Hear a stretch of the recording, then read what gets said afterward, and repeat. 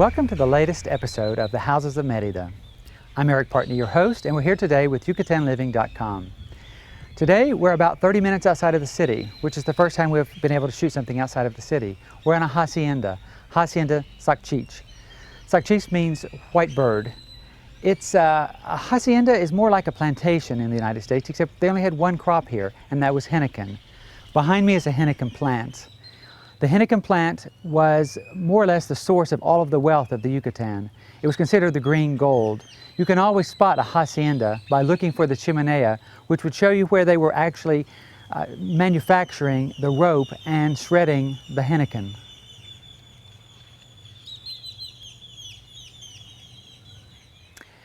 The reason we have a chimney, the chimney shows us where the engine room was. The engine room was originally contained a motor, and this motor was run by steam for many years. Later they were diesel. But underneath the chimney, in this old part of the building, we have today a kitchen, living room, a few bedrooms and bathrooms. It was the first part of the hacienda that was renovated, but it is now just a small part of this larger property. Let's go see a house.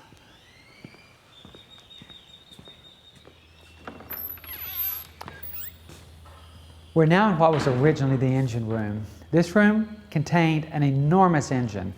This steam engine would power all of the machinery outside. But today it's now a living room. The original doorway was at one end, and all the other doorways were actually added, but they were built to look like they were original. As a tribute to being a hacienda, they were able to actually save some of the old parts and use as architectural details. The room originally had these high beam ceilings with these cross beams which were used to hang some of the pulleys that would drive some of the engines.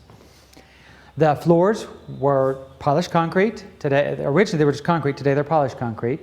The furniture, sofa, tables, and everything were designed by a local, well-noted architect, but built by local craftsmen. Everything in the room was purchased here in Mexico. This is Sophie. She's 14. She actually has been here since she was born and has lived through 2 or 3 owners. You can tell she's pretty happy with her home. The room we're in currently was part of the machine house also. It was just sort of the access room for the motor room. Today it's the kitchen. This kitchen was renovated by the previous owner about 10 years ago, but they did it in a modern way, but with a tribute to the historical Mexican kitchen, which was spectacular with the chairs and the table in the center of the room. It's a very friendly kitchen. It has a polished concrete, but you can see through the years, after 10 years of wear and tear, you see a lovely patina of greens and grays. It's very homey. The sink is lined in marble, all handmade. Lots of old tiles. Some of these look like old French tiles and some are the old Mexican tiles all mixed in together. Lots of details like custom built-in cabinetry, polished concrete floors, and a very old chandelier in the middle of the room. Most everybody has a bottle of water in their kitchen, and usually it sits on the counter and it's kind of noticeable. This is a clever way of hiding it. Little details like that are one of the reasons you really want to work with an architect, because they think of the things you never think about.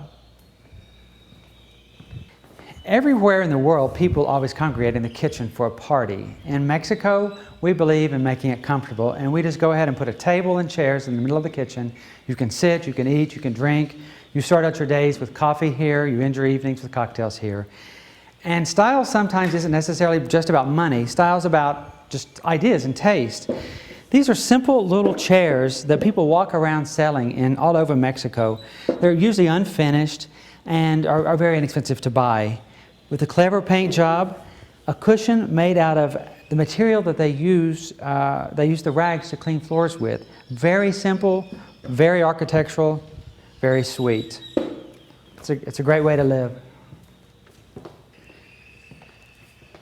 This building, the original machine house, really was comprised of 4 rooms. We've seen the living room and the kitchen. The next 2 rooms were turned into bedrooms. But you can still see many of the old details, like the pulleys which would pull the bands that would drive the conveyor belts. Once again, in the bedroom, the owner has custom designed furniture by a local architect, but it was all built locally. In most of the houses we've seen so far, we've always seen pasta tile floors, but in this house, they were very creative. They were using a mixture of different colors of concrete mixed in with tiles, but each room is like its own canvas. So in one room you may have yellow floors, the next room blue floors, but each room has a few quirky little details that give it a sort of an artistic touch. Just off this bedroom, there's a bathroom that has a double entrance. You can use it both for the bedroom, or it's also a public bath for guests in the living and kitchen areas. In this room, they used a green. I've never seen a green quite like this. Very nice, accented by some gold and blue tile work. It's a mixture of old and new, a very modern sink, and this is actually in many ways a modern faucet, but it's built to look very old by using old iron pipes. Stone-framed mirrors, lots of details. Just off this bathroom is the second bedroom. This bedroom is a little bit different than the other one. It has extremely tall ceilings with very high beams. You can see some of the old pulleys that actually were in that location when it was actually a working hacienda. This floor is blue. Once again, we have custom furniture, but this time they used a mixture of wood and iron along with mosquito net. The ceilings were so tall here they were able to do a second floor sleeping area. Since most bedrooms in the Yucatan really did not have closets, we use roperos, which are like armoires. Some of these are built in, some are pieces of furniture.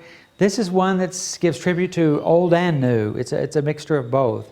We use very hard woods and quite beautiful woods.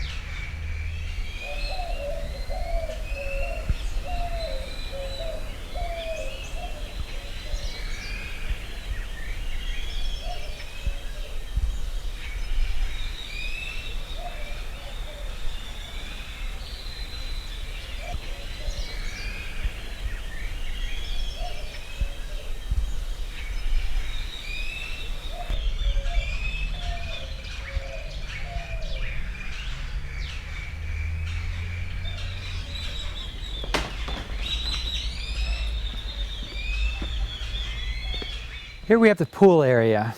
This was originally a water tank, a noria. This would store the water to be used for the hacienda, to be used for the gardens. And many times in Yucatan, we try to, rather than renovate, we try to restore or reuse what we can from the older buildings. So they took the old noria and actually made a swimming pool. They added a nice lounge area with a covered roof. This has bamboo pieces that actually break the sun. In Merida, we have sunshine every day. So you do the best you can to try to avoid the sun. And so by building a shelter like this, you're able to use the pool almost every day. If you'll notice, we're surrounded by a tropical garden. Most of the trees close to the pool are actually palms because they don't really shed. When they shed one large leaf. Small ferns, things that keep the pool clean. The shallow area here, it was designed so you could actually lie in the pool without being underwater, but still staying cool and getting a little bit of sunshine.